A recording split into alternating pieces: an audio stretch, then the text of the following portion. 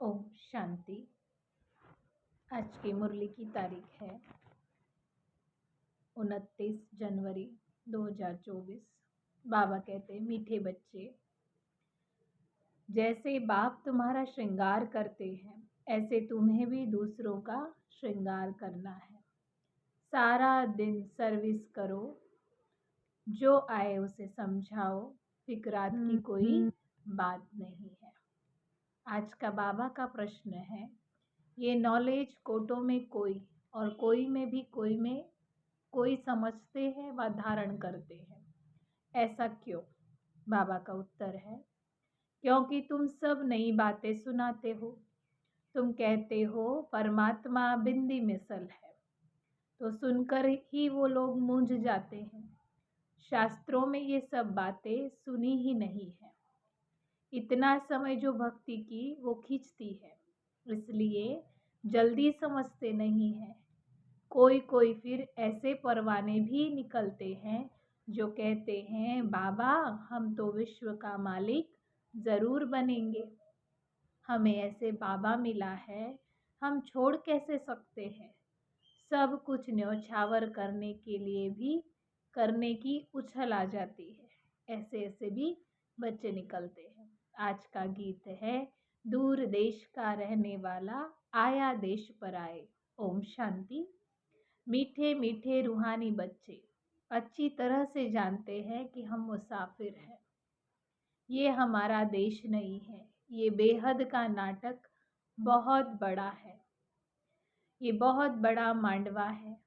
कितनी बड़ी बड़ी बत्तियां हैं। ये सूरज चांद ये सब इस मांडवे की बत्तियां हैं। वो सदैव जलती रहती है। आत्मा जानती है हम सब एक्टर्स हैं और नंबरवार अपने पार्ट अनुसार पूरे टाइम पर आते हैं यहाँ पार्ट बजाने के लिए। पहले पहले तुम वापस घर जाकर फिर यहाँ आते हो। ये अच्छी तरह से समझने और धारण करने की बात है। बाबा कहते हैं, अभी हम संपूर्ण बनकर पावन बनकर अपने घर जाएंगे, फिर वापस सुखधाम में स्वर्ग में आएंगे। ये समझने की बातें हैं। नाटक के एक्टर होते हैं, एक दो के ऑक्यूपेशन को न जाने तो उसको फिर क्या कहेंगे। ड्रामा के आदि मध्य अंत को जानने से तुम ये सब बनते हो, तो ये पढ़ाई सबसे न्यारी है। बाप बीज रूप नॉलेजफुल है। जैसे वो कॉमन बीज और झाड़ होते हैं, उनको जानते हो ना। पहले पहले छोटे छोटे उनसे पत्ते निकलते हैं, फिर बड़े होते होते झाड़ कितना वृद्धि को पाता है, कितना समय लगता है उसमें। तुम्हारी बुद्धि में ये ज्ञान है। बाप तो एक ही बार आते हैं। मीठे मीठे बच्चे, ये अनादि अविनाशी ड्रामा है। बाप है स्वर्ग का रचयिता, हेवेनली गॉड फादर। हेवन स्थापन करने बाप को आना पड़ता है। गायन भी है ना, दूर देश का रहने वाला आया देश पर आए। ये रावण का राज्य पर आया है। रावण राज्य में फिर राम को आना पड़ता है। तुम्हारी बुद्धि में ये ज्ञान है, तो बाप समझाते हैं आत्माओं को कि तुम सब मुसाफिर हो। इकट्ठे तो पार्ट बजाने नहीं आएंगे। तुमको मालूम है, सब पहले होते हैं, सबसे पहले होते हैं देवताएं। उस समय और कोई नहीं थे। जब देवताएं होते हैं तो और धर्म नहीं होता, सिर्फ एक ही आदि सनातन देवी देवता धर्म होता है। बहुत थोड़े होते हैं, फिर धीरे धीरे वृद्धि को पाते हैं। तुम आत्माएं शरीर छोड़ सब वहां आती हो। यह बाप ने ही बुद्धि दी है। तुम आत्माओं को अब नॉलेज मिली है। हम बीज और झाड़ के आदि मध्य अंत को जानते हैं। बीज ऊपर में है, नीचे सारा झाड़ फैला हुआ है। बाबा कहते हैं परमात्मा बीज ऊपर में है और सारा सृष्टि रूपी झाड़ नीचे फैला हुआ है। ये सब तुम जानते हो। अभी झाड़ पूरा ही जड़जड़ीभूत है। तुम बच्चे इस झाड़ के आदि मध्य अंत को जान गए हो। आगे ऋषि मुनियों से पूछते थे कि रचता और रचना के आदि मध्य अंत को जानते हो, तो वो नेति नेति कह देते थे। जबकि वह भी नहीं जानते, तो फिर परंपरा से कैसे हो सकता है। ये सब बातें अच्छी रीति धारण करनी है, भूलना नहीं है। बाबा कहते पढ़ाई तो पढ़नी ही है, पढ़ाई और योग बल से ही तुम उच्च पद पाते हो।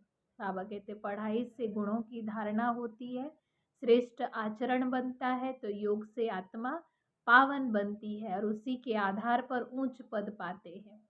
पवित्र भी जरूर बनना है, सिवाय बाप के और कोई पवित्र बना ना सके।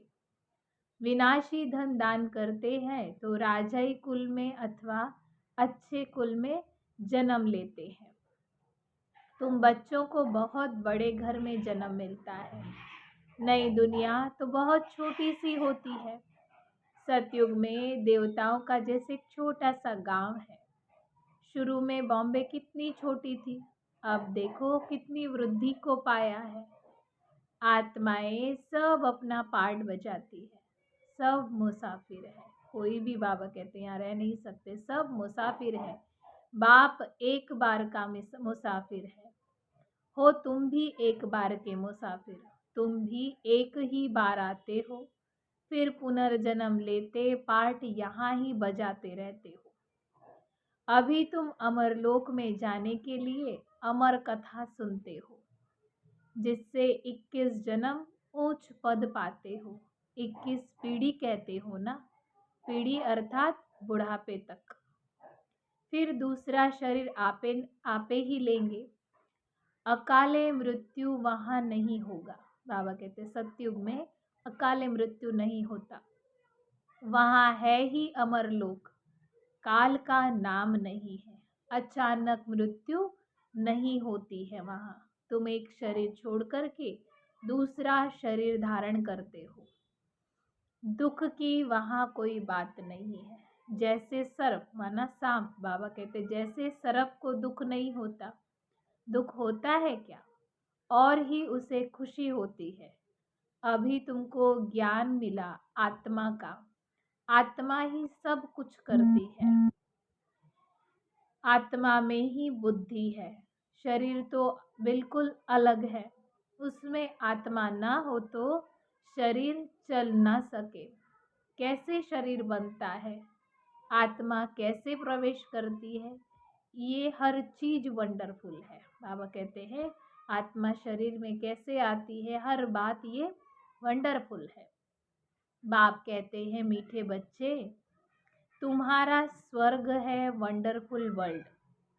रावण राज्य में 7 वंडर्स दिखाते हैं। बाबा कहते हैं 7 वंडर्स है ना दुनिया में, वैसे रावण राज्य में 7 वंडर्स दिखाते हैं। राम राज्य में बाप का एक ही वंडर है, एक ही आश्चर्य है, और वो है स्वर्ग, जो आधा कल्प कायम रहता है। मनुष्यों ने देखा भी नहीं है, तो भी सबके मुख से स्वर्ग का नाम जरूर निकलता है। अभी तुम बुद्धि से जानते हो, कोई कोई ने फिर साक्षात्कार भी किया है। बाबा ने भी विनाश और अपनी राजधानी देखी। ब्रह्मा बाबा ने अर्जुन को भी साक्षात्कार में दिखाया। ये बरोबर यहाँ है गीता एपिसोड। गीता के ज्ञान सुनाते हुए अर्जुन को साक्षात्कार कराया, तो बाबा कहते ये अभी गीता एपिसोड चल रहा है। बाबा बतलाते हैं कि बच्चे यह है पुरुषोत्तम संगम युग, जबकि मैं आकर तुम बच्चों को राजयोग सिखलाता हूँ और इतना ऊंचा बनाता हूँ। दुनिया में इन बातों को और कोई नहीं जानते। तुम बहुत मौज में रहते हो। यहाँ मनुष्य मरते हैं तो दीपक जगाते हैं कि आत्मा को अंधियारा ना हो, रास्ता क्लियर हो। सतयुग में ऐसी कोई बात होती नहीं है। सतयुग में सब आत्माओं का ही दीपक जगा रहता है। घर घर में सोझरा होता है। यहाँ फिर मनुष्य घर घर में बत्तियां जलाते हैं। बाप कहते हैं इन सब बातों को अच्छी तरह बुद्धि में धारण करना है। बाप और राजधानी को याद करते रहो। तुम जानते हो इतना समय हमने राजाई की। जो बहुत समय के बिछड़े हुए हैं उन्हों से ही बाप बात करते हैं। बाबा कहते हैं जो देव कुल की आत्माएं हैं, शुरुआत में जो बिछड़े हुए हैं उनसे ही बाप बात करते हैं, उन्हें ही पढ़ाते हैं। बच्चे जानते हैं इस समय की बातों के ही फिर त्योहार मनाते हैं। शिव जयंती भारत में ही मनाते हैं। शिव है ऊंचे ते ऊंचा भगवान, वह भारत में कैसे आते हैं? उसने खुद बताया कि मुझे प्रकृति का आधार लेना पड़ता है, तब तो बोलते हैं, नहीं तो बच्चों का ज्ञान का श्रृंगार कैसे कराएं? अब तुम्हारा श्रृंगार हो रहा है। बाबा कहते आत्माओं में गुणों और शक्तियों से बाबा आत्माओं को भरपूर कर रहे हैं। यही बाबा आत्मा का श्रृंगार करते हैं ज्ञान और गुणों के द्वारा। अब श्रृंगार तुम्हारा श्रृंगार हो रहा है, अब फिर तुम दूसरों का करा रहे हो। मनुष्य से देवता बनाने का श्रृंगार ये है बहुत सहज, परंतु मनुष्यों की बुद्धि ऐसी डल हो गई है जो कुछ भी समझते नहीं है, टाइम लेते हैं। तुम प्रदर्शनी में सब बातें समझाते हो, जो आया जैसे समझाया सब ड्रामा, फिकरात की कोई बात नहीं। बच्चे कहते बाबा माथा बहुत मारते हैं, निकलता कोटों में कोई और कोई में भी कोई है, सो तो होगा ही। तुम कहते हो परमात्मा बिंदी है और शास्त्रों में ऐसी बात नहीं है, इसलिए फिर वो मूंझ पड़ते हैं। तुम भी पहले नहीं मानते थे। बाबा कहते पहले आप भी नहीं मानते थे। कोई कोई को तो 2 वर्ष भी समझने में लगे, चले जाते हैं और फिर से आते हैं। ये अपनी और खींचती है, ये भी ड्रामा है। बाबा कहते हैं इतना सहज भक्ति नहीं छूटती, वो अपनी और खींचती है, ये भी ड्रामा है। सिवाय तुम ब्राह्मणों के और कोई नहीं जानते। विराट रूप का भी अर्थ अब तुम बच्चे समझे हो। ये है तुम्हारी बाजोली। बाबा कहते कभी ऊपर जाते कभी नीचे आते, ये बाजोली का खेल है। तुम चक्र लगाते हो, इनको विराट नाटक कहा जाता है। इनका भी तुमको ज्ञान है। उन कॉलेजों में तो क्या क्या पढ़ाते रहते हैं, यहाँ वो बात नहीं है। साइंस वृद्धि को पाती रहती है, उसने विनाश होना ही है। अभी भल तुम समझाएंगे, परंतु विरला ही कोई मिलेगा जो कहेगा यह तो बिल्कुल अच्छी बात है। बाबा कहते किसी किसी की बुद्धि में बैठेगा, यहाँ तो रोज समझाना चाहिए, कितना भी काम हो, परंतु कहेंगे हमको तो बाबा से वर्षा जरूर लेना है, ये तो अथाह और अनगिनत कमाई है। बाबा कहते हैं बच्चे मेरी बुद्धि में सारे झाड़ की नॉलेज है, सो अभी तुम भी समझ रहे हो। बाप जो समझाते हैं वो बिल्कुल एक्यूरेट है, एक सेकेंड न मिले दूसरे से। कितनी महीनता है, बाबा कहते ड्रामा में कितनी महीनता है, एक सेकेंड भी दूसरे सेकेंड से सेम मिल नहीं सकता, ये कितनी महीनता है। तुमने कितने चक्र लगाए, यह ड्रामा जू मिसल चलता है। एक ही चक्र 5000 वर्ष लगते हैं, उसमें सारा खेल चलता है, उनको ही जानना है। वहाँ तो गाय भी बड़ी फर्स्ट क्लास होगी, जैसा आपका पद होगा बाबा कहते वैसा वहाँ फर्नीचर, वैसा वहाँ मकान होगा। जैसे आत्मा ने संगम पर पुरुषार्थ किया होगा, उस आधार पर पद, बाबा कहते उस आधार पर ही सारी सुख सुविधाएं होंगी। भपका होता है, खुशी भी आत्मा को ही होती है। हमारी आत्मा तृप्त हुई, तृप्त परमात्मा तो नहीं कहा जाता ना। कहेंगे तुम्हारी आत्मा तृप्त हुई, तो कहते हैं हाँ बाबा तृप्त हुई। तो ये सब खेल चलता आया है, बाप जो समझाते हैं ये ड्रामा का खेल है। अब बाप तुमको रिजुनेट करते हैं, फिर से बाबा कहते पावन बनाते, नया बनाते। तुम्हारी काया कल्प वृक्ष के समान हो जाती है। नाम ही है अमरलोक। बाबा कहते स्वर्ग को नाम ही है अमरलोक। आत्मा भी अमर, काल खा न सके। बाबा तुम्हारी आत्मा से बात करते हैं। अकाल आत्मा जो इस तख्त पर बैठी है, उनसे बाप बात करते हैं। आत्मा इन कानों द्वारा सुनती है। हम आत्माओं को ही बाप पढ़ाने आए हैं। बाप की दृष्टि हमेशा आत्माओं पर रहती है। बाबा हमेशा आत्मा को ही देखते हैं। तुमको भी बाप समझाते हैं, हमेशा भाई भाई की दृष्टि रखो। भाई से हम बात करते हैं, फिर क्रिमिनल दृष्टि ना जाएगी। ये प्रैक्टिस बहुत अच्छी चाहिए। खुद को आत्मा समझना, औरों को आत्मिक दृष्टि से देखना। बाबा कहते हैं ये प्रैक्टिस बहुत पक्की चाहिए। हम आत्मा हैं, हमने इतने जन्म लेकर के पार्ट बजाया। हम पुण्य आत्मा थे, हम ही पवित्र आत्मा बने हैं। सोने में ही फिर खाद पड़ती है। जो आत्माएं पिछाड़ी में आएंगी उनको क्या कहेंगे फिर? बाबा कहते कुछ परसेंट में तो सोना होगा ही ना। बल पवित्र होकर के जाते हैं, परंतु पावर कम है ना। 1-2 जन्म करके लिया, इससे क्या हुआ? बाबा जो मुरली सुनाते हैं, अब बाबा कहते हैं बाबा की जो मुरली है वो है खजाना। जन्म जन्मांतर के भाग्य बनाने के लिए समझ मिलती है मुरली से, तो मुरली है बाबा कहते खजाना। जब तक बाप दे तब तक तुम बाप को याद करते रहो। याद से ही तुम एवर हेल्दी बनते हो। चुप होकर बैठने से ही बहुत फायदा है। मन मना भव, इसका अर्थ भी और कोई नहीं जानते। बाप ही हर बात का अर्थ समझाते हैं। यहाँ तो हर बात का अनर्थ है। सबसे बड़ा अनर्थ है 1-2 पर काम कटारी चलाना, जिससे आदि मध्य अंत दुख पाते हैं। सबसे छीछी हिंसा ये है, इसलिए इसको नरक कहा जाता है।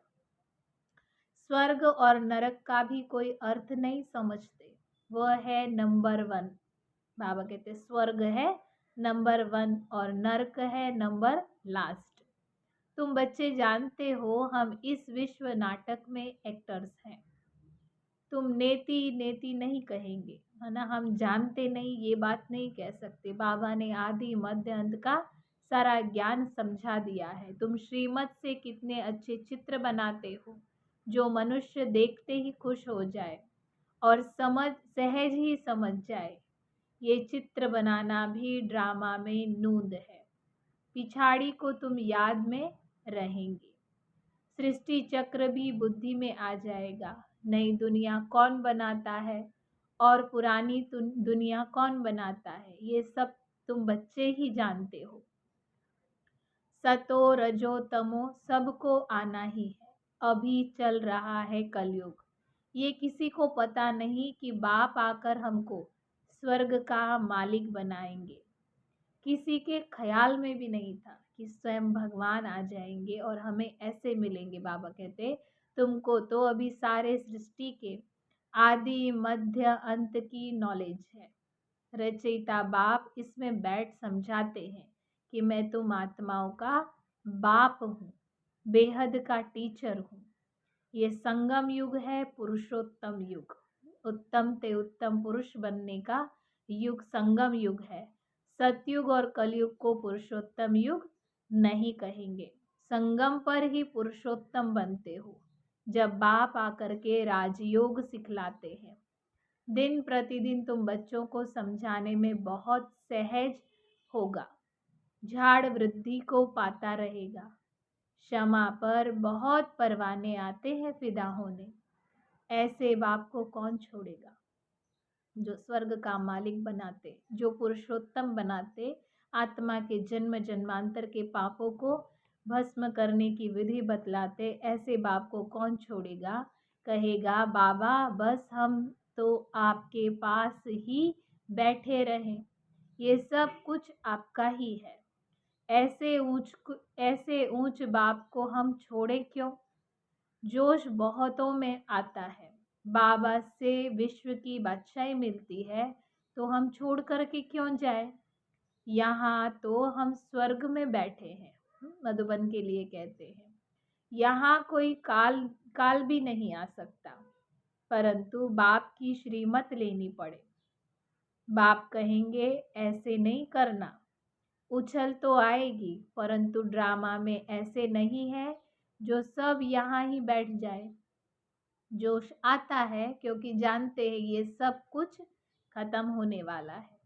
जिनका पार्ट है वो सुनते रहते हैं। बाप कहते हैं, तुम LLB ICS पढ़ते हो, इससे क्या मिलेगा? कल शरीर छूट जाए तो क्या मिलेगा? यहाँ की पढ़ाई यहाँ ही रह जाएगी, कुछ भी नहीं मिलेगा। ये है विनाशी विद्या और बाबा की है अविनाशी विद्या, जो अविनाशी बाप देते हैं। टाइम बहुत थोड़ा है। बाबा इशारा देते हैं, तमो प्रधान से सतो प्रधान बन, इस जन्म में ही बनना है। वह तो याद से ही बनेंगे, आत्मा पावन याद से ही बनेगी। और सब देह के धर्म छोड़, बाबा कहते माँ में कम याद करो।